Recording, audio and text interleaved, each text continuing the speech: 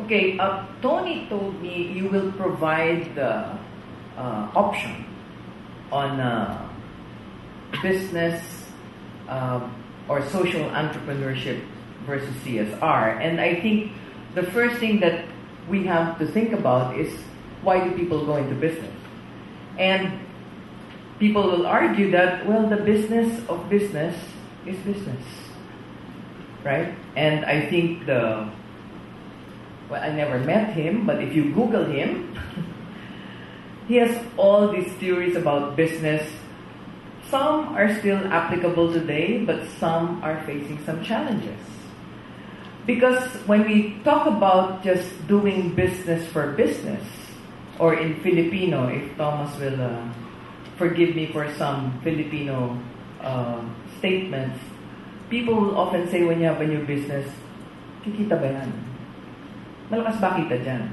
Right? That's the first thing that they will ask. Malakas ba kita dyan? Then everybody's doing hot pandesal. Everybody's doing zagu, milk tea. Everybody's doing, I hope they're doing coffee, which is good for the industry.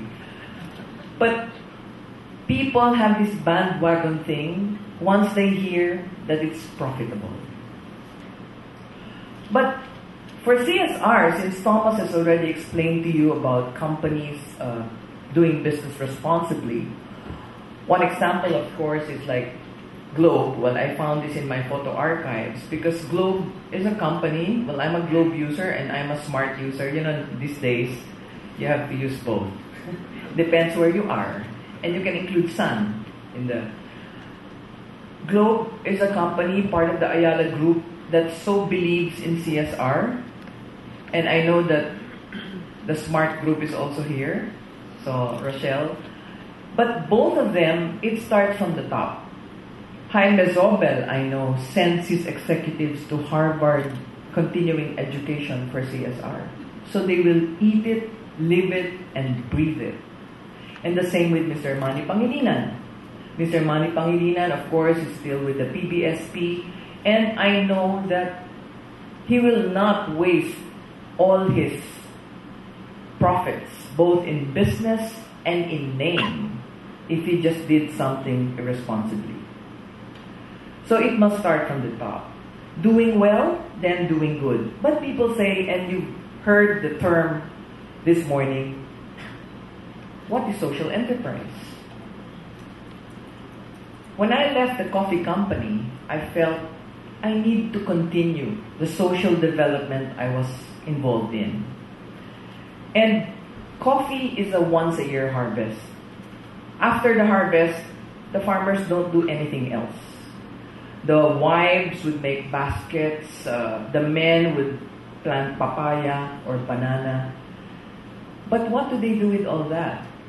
And what I felt was missing is that there was a gap of market access, okay, for all these products.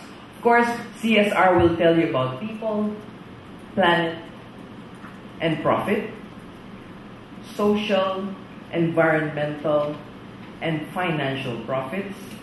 But in a social enterprise, I believe, and I'm sure research can argue with me, you think about a business whose mission is not business alone, but service.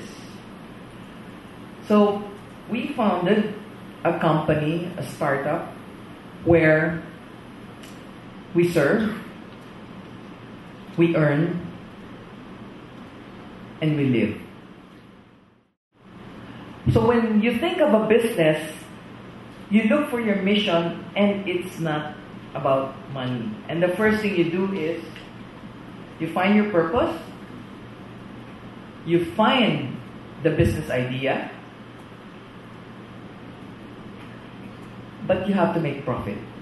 Because it's only profit that will make you sustainable. What else? You connect with like-minded partners. These two other ladies are my partners, and they have what I don't. They're good in the arts. They're artists. One is good in operations. I'm the talker. Okay? I am what they call the organizational network interface. It's such a big thing for networker. And we did our research on the market, and we felt that what was needed was all these livelihood programs didn't have a market to sell their products. So what they would do is wait for the next trade fair, wait for the next Tiangge, wait for Christmas bazaars. Otherwise, they had no place to sell it. But you never forget that you have to sell only what you use, what you love, and what you believe in. So this, for me, is how we founded the social enterprise, because we wanted to make a difference in our lives. We were at midlife, and we said, we want a business that we can age with gracefully. Okay? And that we can like every day, we can wake up each morning looking forward to make a difference in our lives and in other people's lives. So just a shameless plug of how this came about. We're now 4 years old this month, and this is what we call an example of social enterprise. We call it the ecosystem. It all started when we wanted a specialty store that would sell community products. Then we said, but we should sell community products that don't harm the environment. Therefore, we should sell eco-friendly products. So E was for environment, C was for community, because we wanted to help communities. H was to give them hope. And O is our organization, because we need to connect. We can't do this alone. And we knew this business will fly only if we connected to NGOs, civil society, if we connected with corporations, as you saw, we had a project with Globe, we have a project with Accenture. And so it started with EcoStore. Then, we realized, if we're selling organic food, how do we know it's really organic? I said, then we should plant it ourselves. And me, with my big mouth, was tasked with being the weekend farmer. So, we have a little farm in Cavite where there's coffee, and we planted vegetables to be able to serve it at our cafe and our restaurant. But after that, my friends started saying, oh, Chip, you have organic vegetables. Can you deliver to my house? Chip, I know you're planting it and you're eating it. Can you deliver to my office? I said, this is a business just waiting to happen. And so we put up the Eco Market, where we now have our vegetables. And now with climate change and all, I also have to get vegetables from my neighbors. And not only from Cavite, sometimes I have to get from Bacolod. Sometimes I have to get from Davao. And every time I get the chance to talk to an organic or natural farmer, I tell them, you're free to come and bring it to Eco Market. So the Eco Market was born, and you will be the one to see the sustainability of it all. We had to put up a cafe. Okay? Because the cafe completes the story that we take you from farm to plate and from farm to cup. So the coffee comes from sources we know, because they have to be organic, they have to be naturally grown, because we're great believers in being good to the environment, the self, the community, and the environment. So we stand on those three tenets, okay?